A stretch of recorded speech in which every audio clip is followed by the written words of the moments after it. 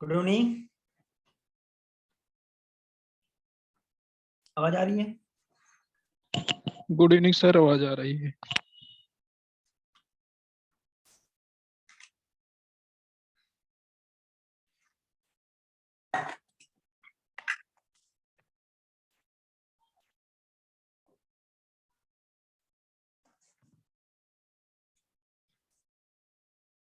आज हम लोग को क्या करना था?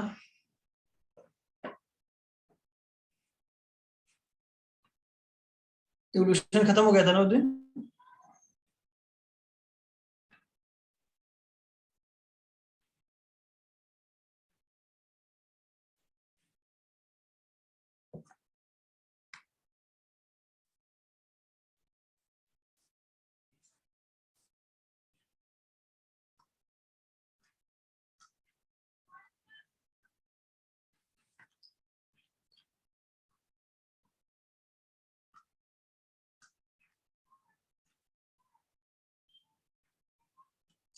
तो हम लोग बात कर रहे थे होमोलॉगस एंड एनालॉगस ऑर्गन की। तो होमोलॉगस ऑर्गन में डाइवर्जेंट इवोल्यूशन होता है और एनालॉगस ऑर्गन में कन्वर्जेंट इवोल्यूशन होता है। होमोलॉगस ऑर्गन में origin and developmental plan same होता है, लेकिन फंक्शन डिफरेंट होते हैं और आपका एंसेस्टर कॉमन होगा। और एनालॉगस ऑर्गन में आपका ओरिजिन और डेवलपमेंटल प्लांट अलग अलग होगा, एंसेस्टर डिफरेंट होंगे, लेकिन फंक्शन सेम होगा। कई सारे एग्जाम्पल थे उस दिन हो गए थे और इम्पोर्टेंट था कि एग्जाम्पल ही इससे आते हैं। एक केस होता है आपका इंडस्ट्रियल मेलानिज्म।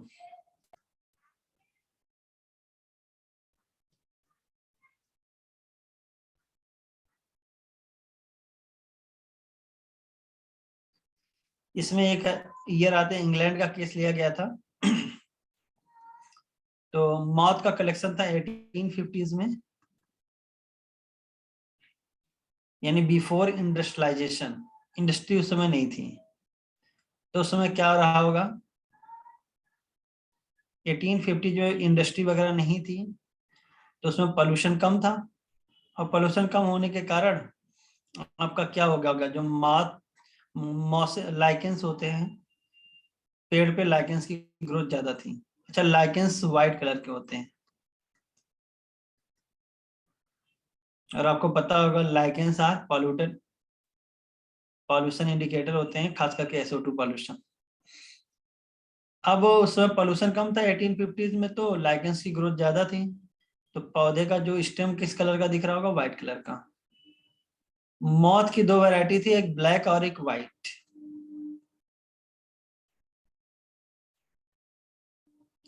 तो ऑब्वियस सी बात है कि व्हाइट वाला इस व्हाइट इन्वायरमेंट में छिप जाएगा और ब्लैक वाला आइडेंटिफाई हो जाएगा। तो जो बर्ड्स होते थे जो मौत को खाते, इंसेक्ट को खाते थे, तो ब्लैक वाले को आसानी से पहचान के खा जाएगा, व्हाइट वाले को उतना पहचान नहीं पाएगा। तो व्हाइट वाले मौत की ग्रोथ ज्यादा रहेगी, ब्लैक वाले की कम हो जाएगी या एकदम गायब हो जाएगी, दिखेंगे नहीं, ना के बराबर रहेंगे। अब उसके बाद 1850s के बाद आपका क्या आ गया? इंडस्ट्री वगैरह आ गई।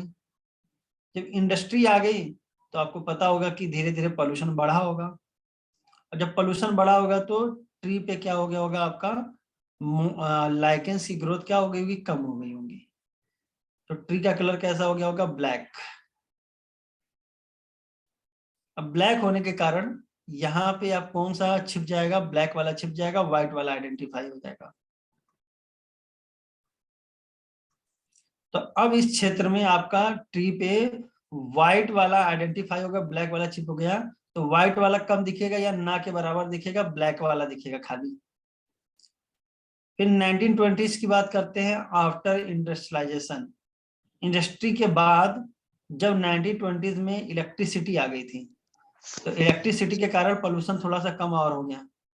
इंडस्ट्री तो थी, लेकिन आपका इलेक्ट्रिसिटी के कारण पोल्यूशन कम हो गया होगा। फिर पोल्यूशन कम हो गया होगा तो लाइकेंस की ग्रोथ बढ़ गई होगी। फिर कौन सा कलर हो गया होगा? White colour. अब इसमें कौन वाला छिप गया होगा? व्हाइट वाला। कौन आइडेंटिफाई हो गया होगा? ब्लैक वाला। कौन गायब हो गया होगा? ब्लैक वाला गायब, व्हाइट वाला पहुंचा। तो ये दिख रहा है कि जैसा इन्वायरमेंट है उसमें कौन फेवर्ड रहा। जब यहाँ पे व्हाइट इन्वायरमेंट था, यानी मॉसेस लाइकेंस की ग्रोथ ज्यादा थी, तो उस समय आपका ब्लैक वाले के लिए सुटेबल कंडीशन नहीं थी, यानी ये फिट नहीं हो पाया, व्हाइट वाला फिट हो गया, तो सेलेक्ट हो गया, इसका सिलेक्शन हो गया। इंडस्ट्रियलाइजेशन हुआ तो ब्लैक कलर का जब ट्री ट्रंक हो गया तो ब्लैक वाला इसके अकॉर्डिंग फिट हो गया और व्हाइट वाला आपका फिट नहीं हो पाया, इसलिए एलिमिनेट हो गया। और फिर जब दोबारा पोस्ट इंडस्ट्रियलाइजेशन जब आपका इलेक्ट्रिसिटी वगैरह आया तो फिर दोबारा से व्हाइट वाला फिट हो गया, ब्लैक वाला नहीं हुआ। तो कहते हैं जो नेचुरल सिलेक्शन होता है उसमें उस एनवायरमेंटल कंडीशन में कौन सा वेरिएशन फिट होता है, ये ज्यादा इंपॉर्टेंट रोल प्ले करता है। तो नेचुरल सिलेक्शन में नेचर उसी को सेलेक्ट करता है जो मोस्ट फिट होता है। तो इस समय के इन्वायरमेंट में कौन सा फिट था, व्हाइट वाला। इस समय कौन सा था, ब्लैक वाला। इस समय कौन सा था, व्हाइट था। तो कहते हैं सिलेक्शन आपका एक डायरेक्शन में शिफ्ट हो रही है, तो हम उसको बोलते हैं डायरेक्शनल सिलेक्शन।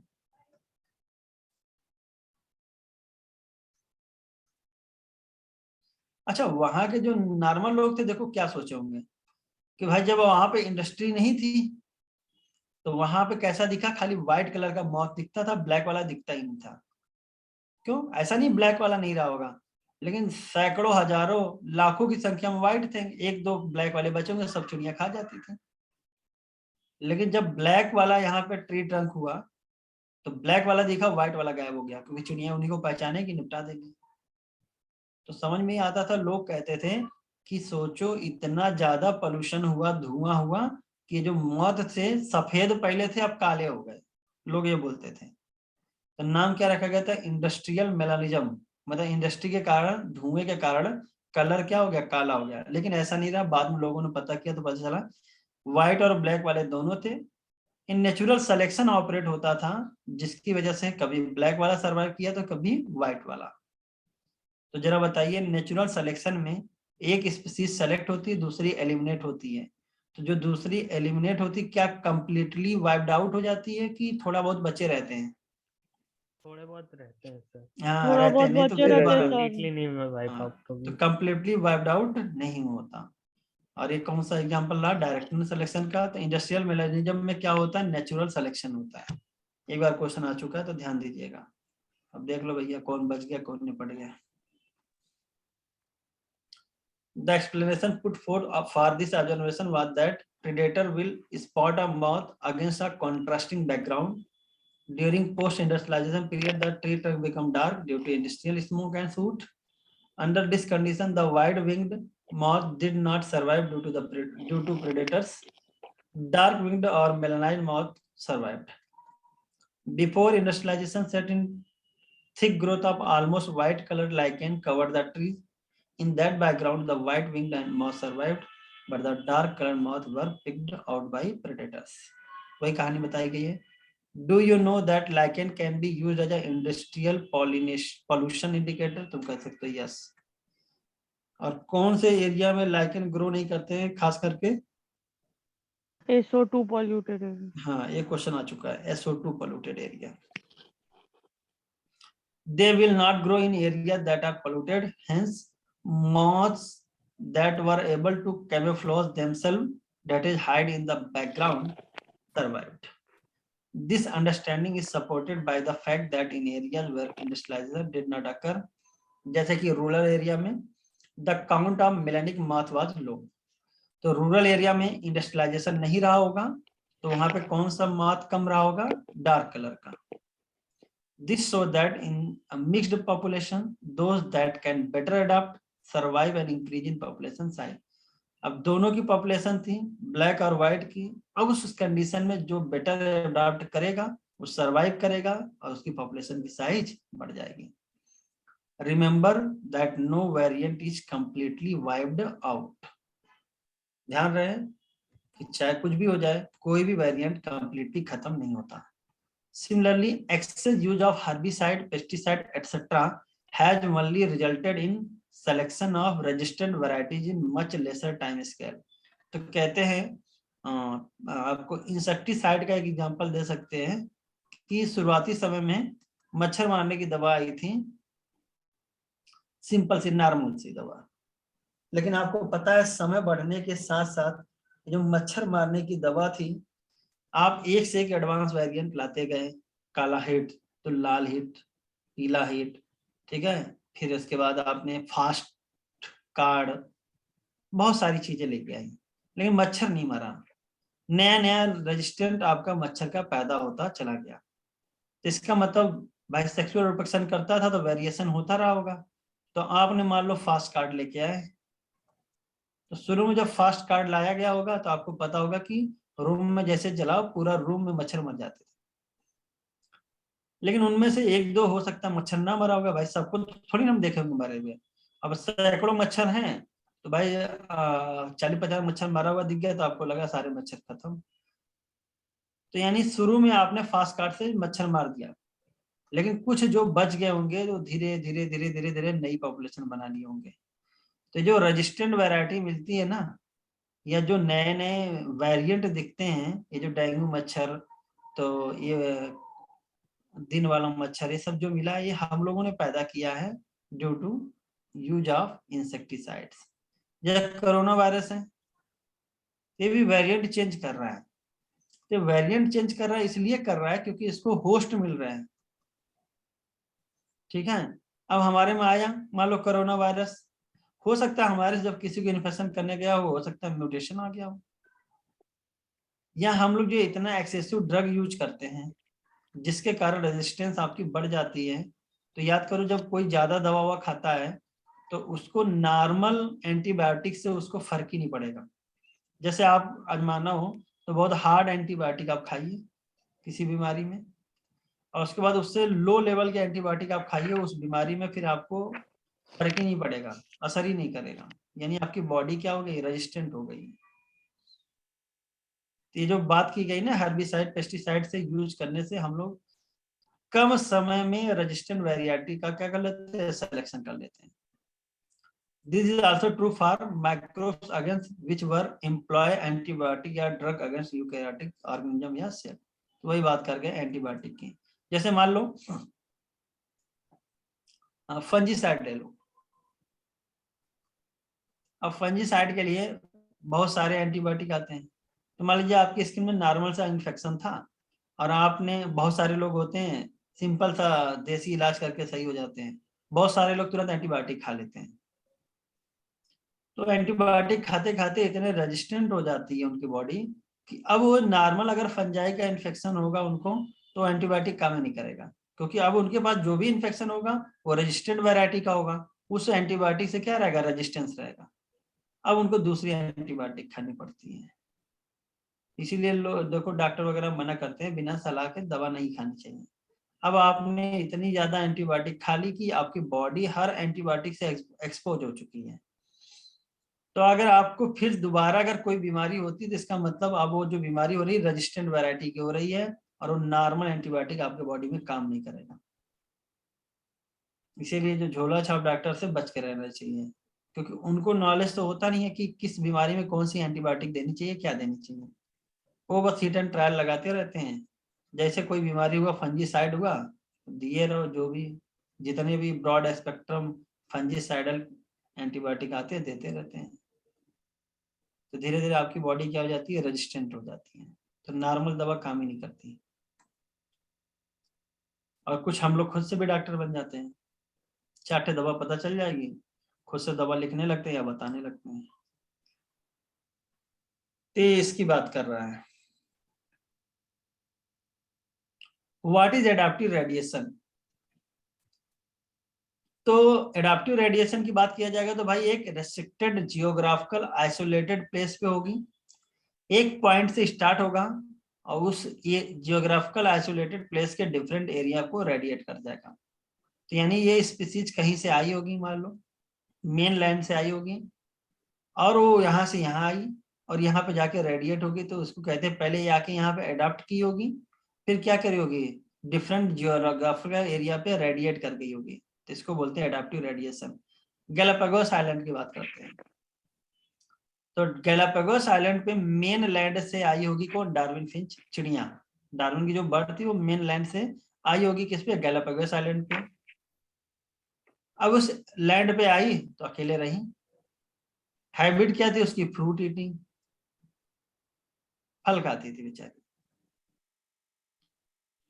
लेकिन आपको पता है इस लैंड पे आइसोलेटेड एरिया है, तो खाली फले खाएगी तो मर जाएगी, बहुत दिन बाद फल खत्म हो जाएगा।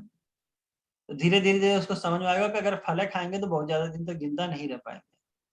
तो धीरे धीरे इससे कोई लोग क्या हो गए होंगे, फ्रूट ईटिंग से सीड ईटिंग हैबिट हो गई होगी, कोई लकड़ी काटने वाले हो गए होंगे, कोई इंसेक्ट खाने वाले होंगे।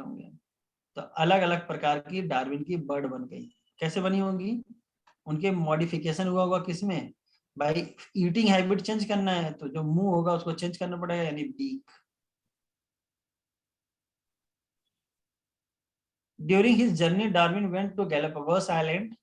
There he observed an amazing diversity of creature of particular interest, small black birds, छोटी काली चिड़िया। बाद में क्या कहेगा? Darwin's finches amazed him. कैसे? he realized that there were many varieties of finches in the same island। उसी island पे ये बर्ड की कई सारी वैरायटी मिली। जैसे ये देखिए आप, तो कहा गया कि ऐसा क्या हो गया कि क्यों अलग अलग वैरायटी मिली? तो जो मेन लैंड थी जहां से आपका ये अलग हुआ था आपका गैलापागोस आइलैंड, मेन आइलैंड से, वहां से चिड़िया कुछ रुक गई होंगी उस आइलैंड पे और धीरे धीरे धीरे धीरे वहां से रेडिएट कर गई होंगी, जैसे मार्सुपियल्स थे।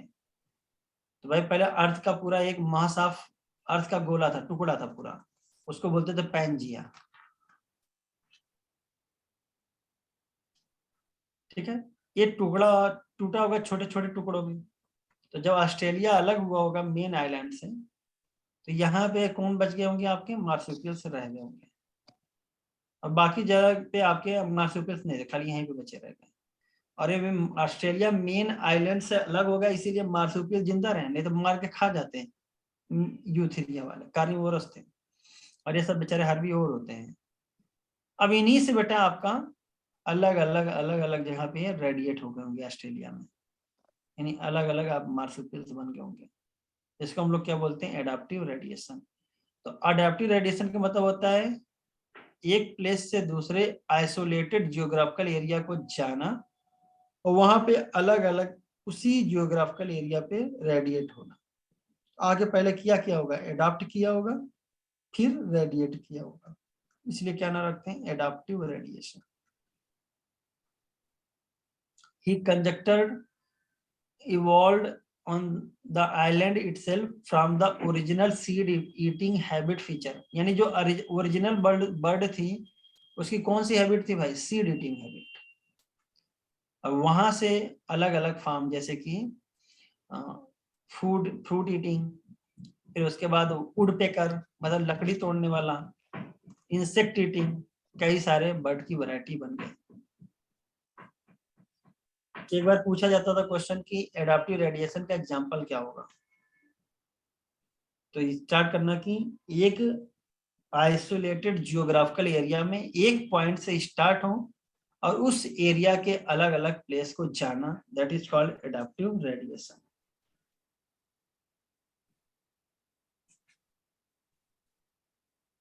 और शुरू में जो मास ऑफ अर्थ था पूरा इकट्ठा है उसको पैंजिया बोलते थे, फिर ये 6 भागों में टूट गया था। तो पहले ये सब थ्योरी पढ़ाई जाती थी, लेकिन अब बस सिंपल सा क्वेश्चन आपका आएगा कि डार्विन फिंचेस किसके एग्जांपल है, या जो ऑस्ट्रेलियन मार्सुपियल है किसके एग्जांपल है। तो एक ही आइसोलेटेड प्लेस पे रेडिएशन हो रहा है तो क्या बोल दोगे? Adaptive radiation.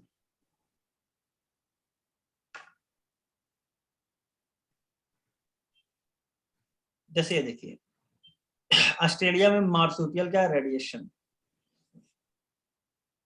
ऐसा जैसे नाम है, तो आपको नाम तो नहीं याद करना है, मुझे नहीं लगता कि पूछा जाएगा, लेकिन हाँ एक दो नाम आपको इंपॉर्टेंट है, याद कर लीजिएगा। जैसे कि तस्मानियन वोल्फ, ये जब आप वहां पढ़ोगे, जब इकोलॉजी पढ़ोगे तो वहां पाता है थैलासीन। Yes sir. ये थैलासीन कुछ नहीं, यही है तुम्हारा। तो याद करो, तुम लोग बोलते थैलासीन ऑफ कहाँ का? ऑस्ट्रेलिया बोलते हो ना? Yes sir. याद आ रहा है? थैलासीन रिसेंटली एक्सटिंक्ट थैलासीन ऑफ ऑस्ट्रेलिया, यही है भाई यस साहब। सर। और अभी देखो ये सुपर ग्लाइडर, देखो फोटो जरा इसको देख लो, इसका अभी आगे नाम आ जाएगा फ्लाइंग फैलेंजर। इसमें जरा देखो, इस वाले में जो इसका चार्ट नुमा दिया गया है, देखो सेम फोटो। तो सुपर ग्लाइडर का ही नाम क्या होता है? फ्लाइंग फैलेंजर। एक नाम ये भी याद कर सकते हो, सुपर ग्लाइडर या फ्लाइंग फैलेंजर। अब आपसे क्वेश्चन क्या पूछा जाएगा? जब पूछा जाएगा जो मार्सुपियल मोल्स हैं और जो आपका प्लेसेंटल मोल है, इन दोनों का जो एडाप्टिव रेडिएशन होगा, तो दोनों का साथ साथ क्या कहलाएगा? तो उसको बोलते हैं कन्वर्जेंट इवोल्यूशन या convergent parallel evolution. Evolution. Parallel बोलते हैं या कन्वर्जेंट भी बोलते हैं। जरा देखो यस। कैसे होता है। जैसे मान लो ये मार्सुपियल रेडिएशन है, तो भाई अगर मान लो ऑस्ट्रेलिया पे जो प्लेसेंटल मैमल होंगे, उनका भी तो ऐसे रेडिएशन होगा सेम, इसी के लाइन में चलेगा।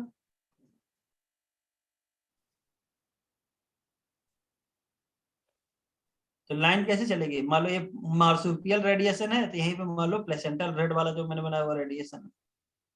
तो जब एक जियोग्राफिकल आइसोलेटेड प्लेस पे एक से ज्यादा एडाप्टिव रेडिएशन होता है, तो देखो एक ही प्लेस को दोनों जा रहे हैं, तो कन्वर्जेंट इवोल्यूशन। और लाइन कैसी गई है? पैरेलल, तो हम लोग क्या बोलेंगे? Parallel evolution. तो दो लाइन याद रखना, कन्वर्जेंट एंड पैरेलल इवोल्यूशन।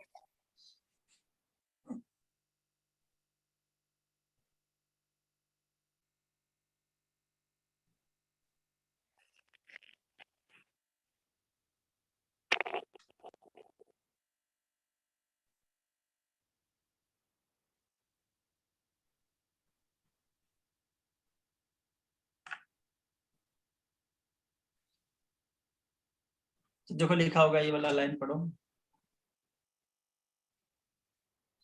यहां से। when more than one adaptive radiation appear to have occurred in an isolated geographical area, ये वर्ड याद रखना चाहिए। आइसोलेटेड मतलब एक अलग थलग जियोग्राफिकल एरिया में, यानी एक अलग थलग आइलैंड जो चारों तरफ समुद्र से घिरा हो, मेन लैंड से उसका कोई भी रिलेशन ना हो, उसकी बात करते हैं। One can call this convergent evolution.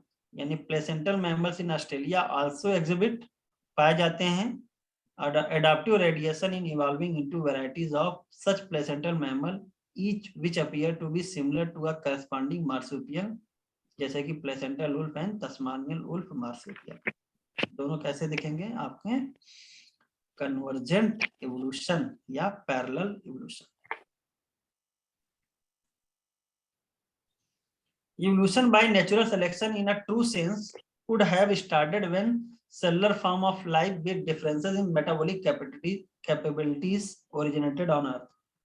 तो कहते हैं ना कि नेचुरल सिलेक्शन उसी समय स्टार्ट हो गया था। जैसे कि सपोज दैट पहले आए होंगे कीमो हेट्रोट्रॉफ, तो जिस इन्वायरमेंट में कीमो हेट्रोट्रॉफ थे, बाहर का खाना पीना खा रहे थे, उस समुद्र का सूप पी रहे थे, तो कुछ समय बाद आपको पता होगा खाने की कमी हुई होगी, तो उनमें से एक नया ग्रुप बना होगा जो खुद अपना खाना बना सकता रहा होगा।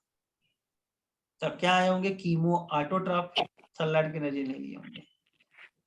फिर उसके बाद लगा होगा कि यार हमको केमिकल को ऑक्सीडाइज करके एनर्जी लेना पड़ रहा है, और वो जिस केमिकल को ऑक्सीडाइज करे उसकी कमी कभी ना कभी हो जाएगी, क्योंकि अनलिमिटेड है नहीं। फिर लोगों को समझ में आया कि ऐसा एनर्जी का सोर्स ढूंढो जो कभी खत्म ना हो।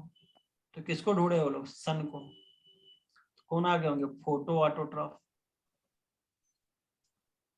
ठीक है, तो ऐसे धीरे धीरे धीरे धीरे इवोल्यूशन हुआ होगा। तो जो जैसा इन्वायरमेंटल कंडीशन आया होगा, उसमें जो बेटर फिट रहा होगा वो आगे इवॉल्व कर गया होगा। The essence of Darwinian theory about evolution is natural selection. तो डार्विनियन थ्योरी में सबसे जबरदस्त बात क्या थी? Natural selection. तुम्हारे साथ भी तो यही होता है। 10 लड़के थे, 10 एक साथ पढ़ाई करते हो, एक ही स्टूडेंट, एक ही कोचिंग में गए, एक ही इन्वायरमेंट मिला, एक ही खाना पीना सब पा रहे हो, लेकिन सबका सिलेक्शन नहीं हो पाता। क्यों? क्योंकि आपका जो नीट का इन्वायरमेंट है, नीट 2022 का इन्वायरमेंट मान लो आगे इस साल का है, जो बेटर फिट होगा वही सेलेक्ट होगा। अब कौन बेटर फिट होता है ये आपका नीट का इन्वायरमेंट डिसाइड करेगा। जैसे सपोज दैट आप में से मान लो कोई बेस्ट सिंगर हो, गायक बहुत बढ़िया हो, अब वो निकम्मा थोड़ी ना गायक है तो, लेकिन नीट के लिए आपका निकम्मा ही माने हुए। क्यों? क्योंकि आपका इन्वायरमेंट है एमबीबीएस वाला, यहाँ पे गाना वाना कुछ मायने ही नहीं रखा जाएगा। तो ये मैंने बोला ना कि सिलेक्शन होता है जो आपके इन्वायरमेंट में मोस्ट फिट है। या एमबीबीएस की तैयारी करने वाला बंदा अब अगर सारे गाँव पा के लिए जाए तो बेसुरा गा के चला आएगा, तो क्या वो बेकार थोड़ी ना हुआ, लेकिन इस इन्वायरमेंट के लिए फिट नहीं था। तो होप इन्वायरमेंट समझ में आ गया होगा कि आपका सिलेक्शन होगा कि नहीं होगा, ये डिपेंड करता है कि आप अपने इन्वायरमेंट में कितना फिट हो। The rate of appearance of new form is linked to the life cycle or the life span। और ये बहुत अच्छा लाइन बोला। अब बताओ, कोई नया वैरायटी या रेजिस्टेंट वैरायटी का आना किस पे डिपेंडेंट करेगा? क्या लाइफ स्पैन पे डिपेंडेंट होगा?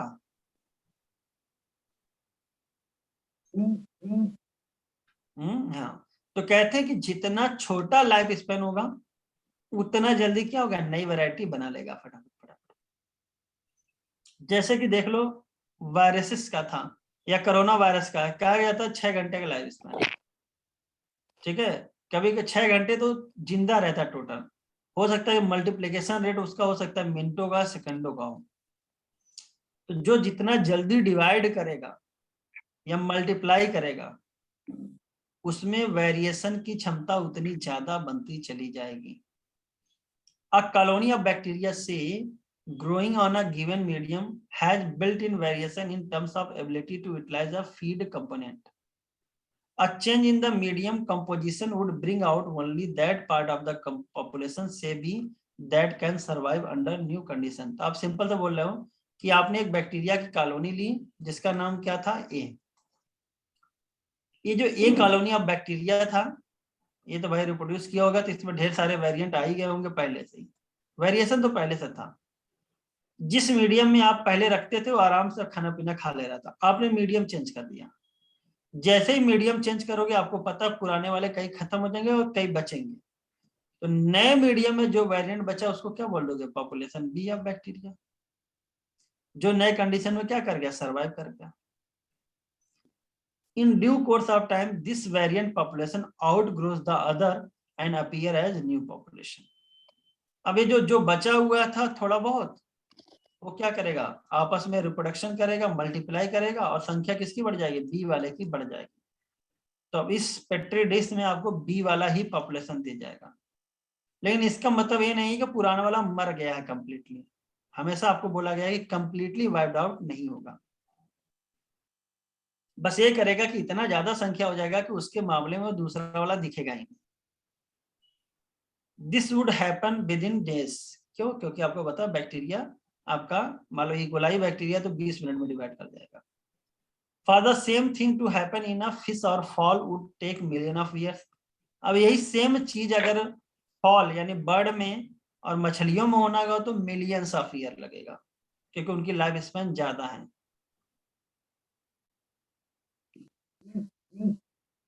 Here we say that fitness of B is better than that of A under a new condition। तो पुरानी कंडीशन ओल्ड कंडीशन थी और यहाँ पे न्यू कंडीशन थी, तो यहाँ पे आपको समझ में आ गया कि न्यू कंडीशन में बी ज्यादा बेटर था, तो ज्यादा सर्वाइव किया, ज्यादा पॉपुलेशन प्रोड्यूस किया।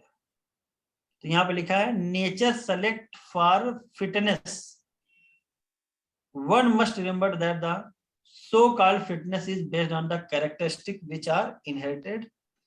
और जो फिटनेस होती है वो कैसे होती है, इनहेरिटेड होती है। Hence there must be a genetic basis for getting selected and to evolve. और इसका जेनेटिक बेसिस होना चाहिए। अब मान लो भैया एक बंदा जो सेलेक्ट हुआ, अब वो क्या हुआ, मर जाए, अगर उसके प्रोजनी में वो कैरेक्टर ना पहुंचे तो बेकार है सब। मान लो बैक्टीरिया बी जो सेलेक्ट हो गया था, अगर वो कैरेक्टर उसके प्रोजनी में ना पहुंचे तो उसका प्रोजनी सर्वाइव नहीं करेगी, पॉपुलेशन बढ़ेगी ही नहीं। यानी कैसा होना चाहिए फिटनेस, जो वेरिएंट था कैसा होना चाहिए, इनहेरिटेबल होना चाहिए। यानी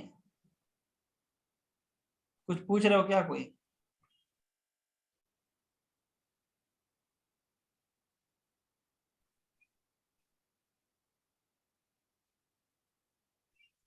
और लिखा है कि fitness is the end result of the ability to adopt and get selected by nature. पहले आप फिट होगे, यानी जब आप उस एनवायरनमेंट में अडॉप्ट करोगे धीरे धीरे, फिर आप फिट होगे, फिट होने के बाद आप अगर मोस्ट फिट हुए तभी सेलेक्ट हो गए। तो कहने का मतलब आप कानपुर आए तैयारी करने, मान लो, तो धीरे धीरे इस नीट के एनवायरनमेंट में क्या कर रहे हो, अडॉप्ट कर रहे हो। अडॉप्ट करोगे, धीरे धीरे फिट हो गए, फिर धीरे धीरे मोस्ट फिट हो गए, यानी सबसे बेस्ट बनोगे, फिर आपको नीट में सेलेक्ट कर लिया जाएगा। ठीक वैसे ही नेचर में भी चलता है कि पहले अडॉप्ट तो करो। लोग कहते हैं ना पहले यार धीरे धीरे अभी रहने के लायक बन जाओगे, फिर जब रहने लायक बन जाते हो तो फिर कहते हैं धीरे धीरे धीरे तुम्हारा रिजल्ट आने, रैंक आने लगेगी, अच्छा लगेगा तुम्हें। जैसे ranker batch, super ranker batch, ये सब क्या हो रहा है, तुम्हारा अडॉप्टेशन बढ़ रहा है। अब इनमें से जो मोस्ट फिट होगा उसका सिलेक्शन हो जाएगा। ब्रांचिंग डिसेंट एंड एक क्वेश्चन आता है, इसको लिख सकते हैं, branching descent and natural selection are the two key concept of Darwinian theory of evolution. अच्छा, डार्विन के पहले एक साइंटिस्ट और आए थे जिनका नाम था लेमार्क। लेमार्क ने क्या बताया था, यूज एंड डिसयूज। इनका कहने का मतलब ये होता था, जिस पार्ट का या जिस ऑर्गन का इस्तेमाल ज्यादा होगा वो उसका क्या हो जाएगा, वो ज्यादा अडॉप्ट करेगा, और जिसका इस्तेमाल नहीं होगा वो धीरे धीरे रिड्यूस हो जाएगा।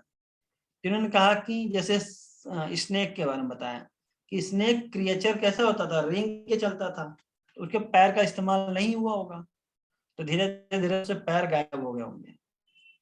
फिर उसने एक एग्जांपल और बताया कि जो जिराफ की गर्दन थी, देखो ऊंची कैसे हुई। तो उसने कहा कि पहले पेड़ की पत्तियां और टहनियां जो थी बहुत नीचे नीचे थी, और पत्तियां भी नीचे नीचे थी। तो क्या हुआ होगा, जिराफ की हाइट पहले छोटी थी, गर्दन छोटी थी, तो क्या करता था, वो पत्तियां नीचे की आराम से खा लेता था। फिर धीरे धीरे नीचे की पत्तियां खत्म हो गई होंगी, तो गर्दन थोड़ा उचकाया होगा उसने, मतलब ऊपर उठाया होगा। कहा ऐसे धीरे धीरे धीरे पत्तियां ऊपर होती गई और गर्दन भी ऊंची होती चली गई, ऐसे बताया उसने। लेकिन लोगों ने कहा कि ये गलत है, मतलब जो लेमार्क की बात है ये सही नहीं है, गलत है। इसके लिए एक साइंटिस्ट आए थे, वीजमान जर्मन प्लांट थ्योरी दिया गया था। उन्होंने बताया, वीजमान साहब ने, कि जो सब बातें सही नहीं है। क्यों? क्योंकि भाई organ of use and disuse की अगर बात करते हो, तो अगर ऐसा होता तो जिनके नाक छिदे रहते थे, तो भाई ऐसा ही बच्चा उनका पैदा होता तो नाक छिदा हुआ पैदा होता। और उन्होंने क्या किया था, जो सांप था, सॉरी बाउच बाउच चूहा था, चूहे की पूंछ काटी, और कितने जनरेशन तक, 20 जनरेशन तक। कहते थे कटे हुए चूहे की पूंछ काट दिया और उसके बच्चा पैदा किया, तो बच्चा हमेशा चूहा का पूंछ वाला आया, काट दिया फिर भी पूंछ वाला। इन्होंने कहा पूंछ है नहीं तब भी पूंछ आ रहा है। तो कहने का मतलब यूज एंड डिसयूज वाला जो बात थी वो गलत हो गई थी। इस पे एक्सप्लेनेशन क्या दिया गया था, तो पहला एक्सप्लेनेशन ये दिया गया था कि फिर वही नेचुरल सिलेक्शन वाली बात आ गई कि यहाँ पे जिराफ की दोनों वैरायटी थी, छोटी गर्दन वाली भी और बड़ी गर्दन वाली भी थी। शुरू में तो दोनों आराम से रह गए, क्यों? क्योंकि आपकी पत्तियां नीचे थी, तो छोटी गर्दन वाला भी खा गया, बड़ा गर्दन वाला भी खा गया। लेकिन जब नीचे की पत्तियां समाप्त हो गई होंगी, छोटी गर्दन वाले को अब पत्तियां नहीं मिली होंगी, वो भूख से मर के खत्म हो गया होगा। आज जो कौन सर्वाइव कर गया आपका, जिसकी गर्दन ऊंची थी। तो वैरायटी पहले से ही थी। अब धीरे धीरे धीरे धीरे न्यू इन्वायरमेंटल कंडीशन में जो मोस्ट फिट होगा वही सेलेक्ट हो जाएगा।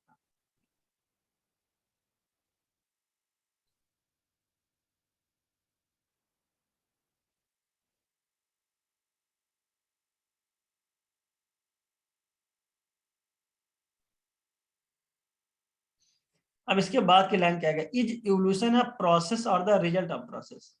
क्या इवोल्यूशन एक क्रिया है, यानी प्रक्रिया है, या प्रक्रिया का रिजल्ट है? तो कहते हैं कि ये संदर्भ कैसा ले रहे हैं, बात कैसी कर रहे हैं उसके हिसाब से। जैसे when we describe the story of this world, we describe evolution as a process. हमने ये जो वर्ल्ड कैसे बना, जैसे हमने कहा ऐसे बना, फिर ऐसे बना, ऐसे बना, ऐसे बना, तो लग रहा है कि यार कि इवोल्यूशन के कारण बना है इतनी सारी चीजें, नई स्पीसीज जो इतनी सारी बनी कैसे बनी, ड्यू टू इवोल्यूशन। तो इवोल्यूशन क्या दिख रहा है, एक प्रोसेस दिख रहा है। लेकिन जब हम story of life on earth story कहते हैं तो लगता है कि इनमें से क्या हुआ होगा, इंड रिजल्ट है, ये प्रोसेस का रिजल्ट ऑफ अ प्रोसेस है। एक वेरिएशन हुआ, नेचुरल सिलेक्शन हुआ, एक नई स्पीसीज बन गई और जो कही गई इवॉल्व हो गई। तो कहते हैं we treat evolution as a consequence of process called natural selection. जब story of life on earth कहा जाता है तो इवोल्यूशन एक रिजल्ट हो जाता है या परिणाम होता है एक प्रोसेस का जिसका नाम है नेचुरल सिलेक्शन। जैसे कि आपका इवोल्यूशन नॉर्मल से डॉक्टर में होना, अभी आप नॉर्मल हो सकता है कल आप डॉक्टर हो जाओ, एक परिणाम होगा किसका, सिलेक्शन का। तो नॉर्मल से डॉक्टर में इवोल्यूशन होना यानी जो परिणाम हुआ एक किस प्रक्रिया के कारण हुआ, सिलेक्शन के कारण। ठीक उसी प्रकार एक नई वैरायटी का जन्म लेना, इवोल्यूशन होना, किसका रिजल्ट था, किसका परिणाम था, नेचुरल सिलेक्शन का।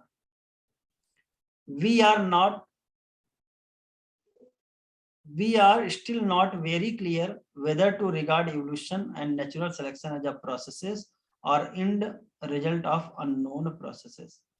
कहते हैं अभी भी हम बहुत ज्यादा इसमें क्लियर यानी अच्छे से स्पष्ट नहीं बता सकते कि evolution and natural selection processes हैं या किसी अननोन प्रोसेस का एंड रिजल्ट है, लेकिन अलग अलग संदर्भ में अलग अलग बात की गई।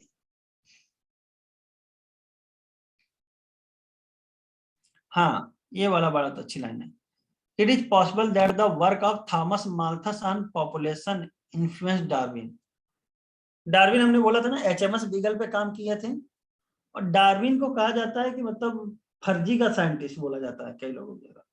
हुआ क्या था कि उस समय जो सी वॉयज थी, समुद्री यात्रा थी, तो उस समय इंग्लैंड यानी कि ब्रिटिशर्स का बोलबाला था।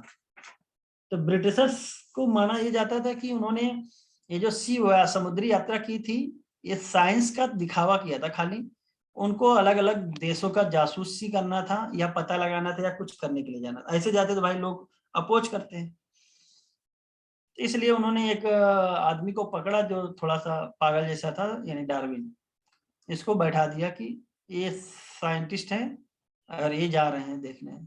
तो भाई बोला ये जाता है कि डार्विन साहब गए होंगे, 4-5 साल यात्रा करके आ गए, जिनको जो काम करना था करे, ये तो खाली ऐसे फर्जी के ले गए थे। तो जब वहां से लोग वहां से आके बैठे रहे, कुछ कुछ नहीं बोले थे, शांति से बैठे रहे, तो लोगों ने पूछा भाई आप इतना जो 5 साल की समुद्री यात्रा करके आए हैं तो कुछ तो आपने नॉलेज एक्वायर की होगी, क्या देखा, क्या आपने सोचा, क्या किया।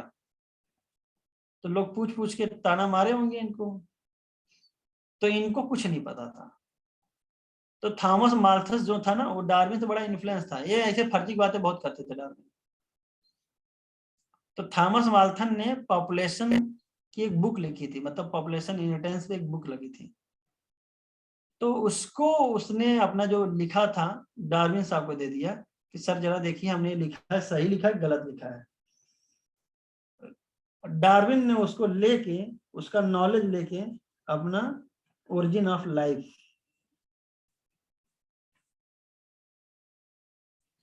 ओरिजिन ऑफ स्पीसीज लिख डाली। मतलब कहने का मतलब दूसरे का चोरी करके अपना चीजें बताया उसने। ये जो डार्विन ने फिर कहानी उन्हीं बताई थी, ये सब कहते हैं कि डार्विन फर्जी का साइंटिस्ट माना जाता है। डार्विन के ही समय में आपका आए थे वो लैमार्क साहब, मतलब डार्विन का इन्फ्लुएंस इतना हो गया था धीरे धीरे, क्योंकि भाई अंग्रेजों का बोलबाला था, तो अंग्रेज ले गए थे तो इसका प्रचार भी करना था, तो डार्विन डार्विन ही माना जाता था। डार्विन मतलब उस समय के समय डार्विन अगर कुछ एक वर्ड बोल देते थे तो लोग उसको भगवान मानते थे साइंटिस्टों का। तो लोग इसीलिए अपने बुक वगैरह को दिखाने ले जाते थे डार्विन को। अब डार्विन इतने ज्यादा फेमस हो गए थे कि उसके अलावा अगर डार्विन कोई चीज बोल देते थे, गलत भी बोलते थे, तो लोग उसको डिस्कार्ड नहीं कर पाते थे।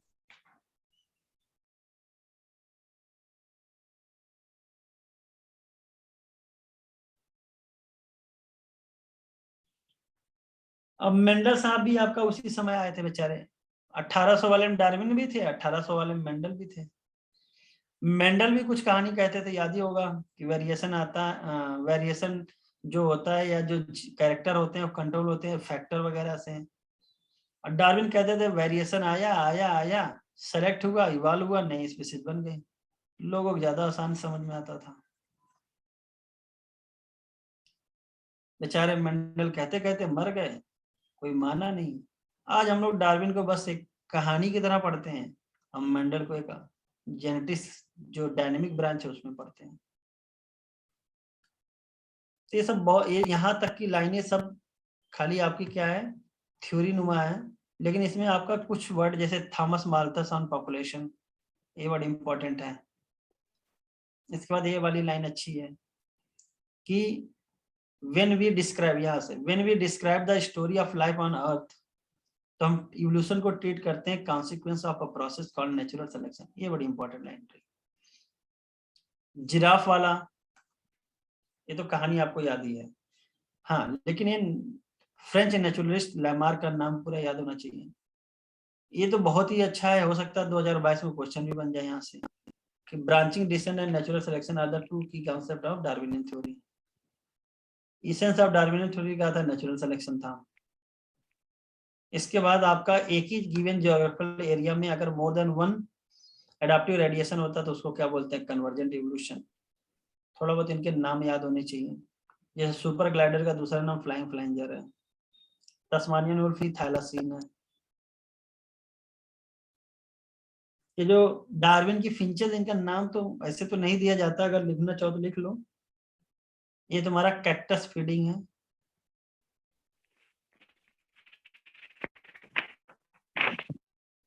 ये तुम्हारा वार्बलर है,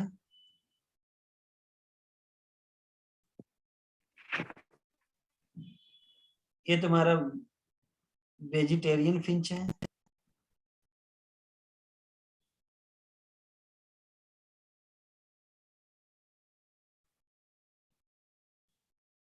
और ये तुम्हारा हो गया इंसेक्टिवोरस।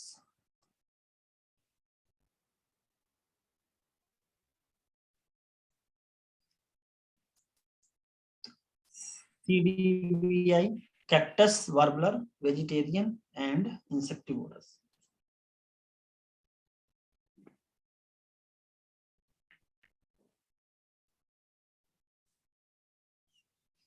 फिर पूछा जाता है पॉपुलेशन, प्रिंसिपल ऑफ पॉपुलेशन। ये जो थॉमस माल्थन की बुक अगर पूरा लिखना हो तो बुक एक बार आई थी, वैसे तो सिंपल लिख लो, प्रिंसिपल्स ऑफ पॉपुलेशन।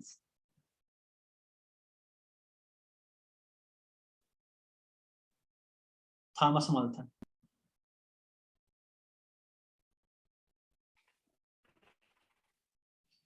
अब आता है ओरिजिन ऑफ स्पीसीज, ये डार्विन है, ओरिजिन ऑफ स्पीसीज डार्विन की बुक का नाम है।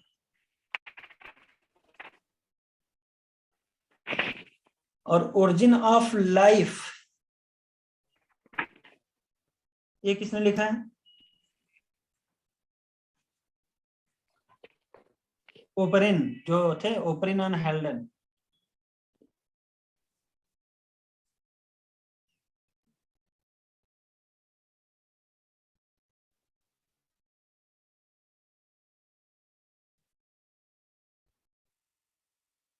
Oparin, origin of life.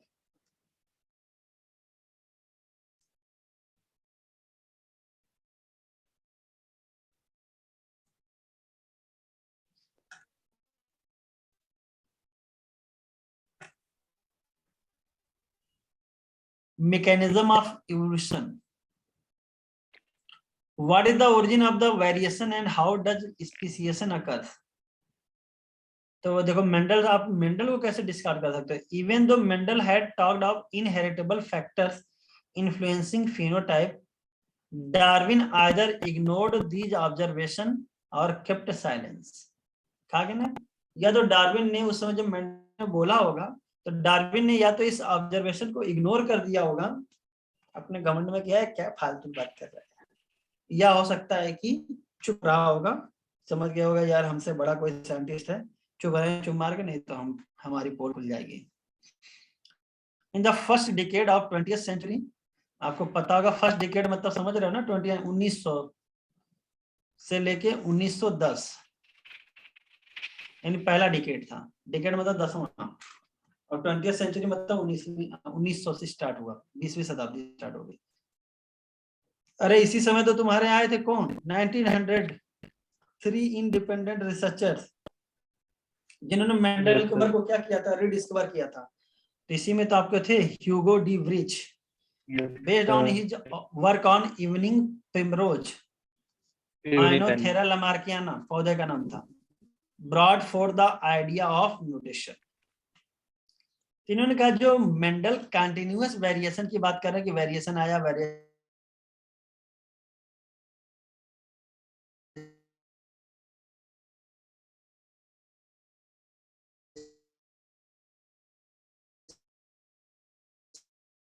Variation आया, म्यूटेशन कारण। अब इनमें से जो नेचर में बेस्ट एडाप्टेड होगा वो सेलेक्ट हो जाएगा, ये बात थी। Large difference arising in a population, तो डार्विन कंटिन्यूअस वेरिएशन की बात करते थे और डी व्रिच म्यूटेशन या डिसकंटिन्यूअस वेरिएशन की बात करते थे। He believed that it is mutation which cause evolution and not the minor variation any heritable, जो डार्विन बात करते थे कि एक हेरिटेबल वेरिएशन आया, पहले बदलाव आया, प्रोजनी में ट्रांसफर हुआ। हेरिटेबल मतलब मम्मी से पापा में गया, पापा से मम्मी, पापा से बच्चे में गया, ठीक है। हेरिटेबल मतलब पेरेंट से प्रोजनी में गया, ऐसा कुछ। फिर धीरे धीरे धीरे वेरिएशन एक्यूमुलेट हुआ और नई स्पीसीज बन गई। सीधे डार्विन के कहने का मतलब ये था। इन्होंने कहा सब बकवास की बातें हैं, ये जो वेरिएशन धीरे धीरे नहीं आता, म्यूटेशन के कारण एक ही बार में वेरिएशन आता है। अब वो म्यूटेशन के कारण अगर हो सकता है एडाप्टेशन हो जाए तो नई स्पीसीज बन जाएगी। म्यूटेशन कैसा होगा, तो कहते हैं इसका कोई डायरेक्शन नहीं है, कभी भी हो सकता है। Mutation are random and directionless, आपको पता होगा कई बार बात की गई है। While Darwinian variation are small and directional, ये पूरी बहुत बड़ी लाइन समाहित है इसमें। तो कहते हैं म्यूटेशन रैंडम होता है, कहाँ होगा, कब होगा, किस डायरेक्शन में होगा, ये हमें पता नहीं है, लेकिन हाँ होगा जरूर, ये कन्फर्म है। लेकिन आपका जो डार्विन साहब कहते थे वो क्या कहते थे, वेरिएशन जो है कैसा है उनका, डार्विनियन वेरिएशन छोटा होगा और डायरेक्शनल होगा। Evolution for Darwin was gradual, Darwin के अकॉर्डिंग इवोल्यूशन ग्रेजुअल था, जबकि डी व्रिच ने बताया कि mutation caused speciation and hence called it saltation. तो एक पूछा गया था क्वेश्चन की term saltation was given by, तो इसका क्या आंसर आएगा, Hugo de Vries, single step large mutation. और उसके बाद जब पॉपुलेशन जेनेटिक्स पे काम किया गया तो बाद में धीरे धीरे इस पे क्लियरिटी आई। तो भैया ये आपको याद होना चाहिए, ठीक है ना, कि ह्यूगो डी व्रिच किस पे काम किए थे, क्या वर्ड दिए थे। हार्डी विनबर्ग प्रिंसिपल, इसमें कुछ पढ़ना ही नहीं है, इसमें होता है P + Q = 1। अच्छा P क्या होता है, कौन सा एलील होता है, dominant, frequency of allele dominant, पहले तो डोमिनेंट होता है, और Q होता है रिसेसिव एलील की फ्रीक्वेंसी। तो भाई एलील है तो एलील तो जीन होगा नहीं, जीन क्या होते हैं, हमेशा 2 एलील पाए जाते हैं हेमिजाइगस छोड़ के। तो अब इसको अगर हमको क्या बनाना होगा, जीन बनाना होगा, तो इसको स्क्वायर कर दो, तो क्या बन जाएगा, P² + ट्वाइस PQ + Q² = 1 हो जाएगा, राइट। तो मतलब PP मतलब कि एक होमोजाइगस डोमिनेंट जीन हो गया, ट्वाइस PQ मतलब ये हो गया आपका हेटेरोजाइगस फॉर्म, और QQ मतलब हो गया बेटा आपका होमोजाइगस रिसेसिव फॉर्म = 1। तो भैया किसी भी पॉपुलेशन में आपका हार्डी विनबर्ग प्रिंसिपल जब ऑसिलेट करोगे तो जो डोमिनेंट और रिसेसिव एलील की फ्रीक्वेंसी होती है वो 1 के बराबर होती है, और वहां से आप निकाल सकते हो कि किसी भी आइसोलेटेड पॉपुलेशन में आपका होमोजाइगस जीन कितना होगा, हेटेरोजाइगस कैसा होगा, इसी पे करके क्वेश्चन आता है। तो चलो 2-3 क्वेश्चन देखते हैं। कभी कभी आ जाता है, कभी कभी ना आता है, तुम्हारा लक।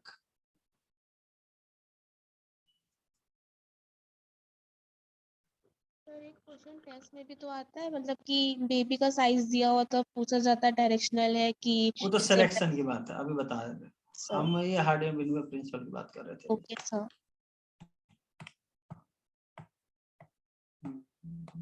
देखिए कोई क्वेश्चन है?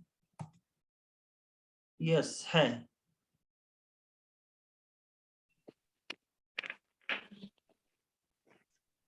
चलिए ये क्वेश्चन बताइए।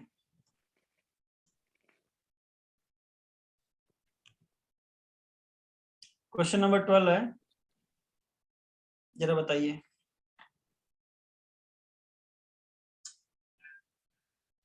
ए हम्म, ऑप्शन ये ए। होगा। ये होगा। Yes sir. सबका आंसर हो गया है?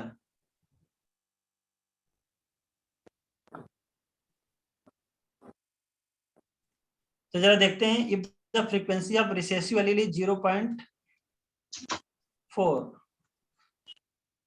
तो अगर रिसेसिव एलील की फ्रीक्वेंसी 0.4 है तो डोमिनेंट का पूछा है, लेकिन किसका पूछा है? होमोजाइगस डोमिनेंट इंडिविजुअल का पूछा है।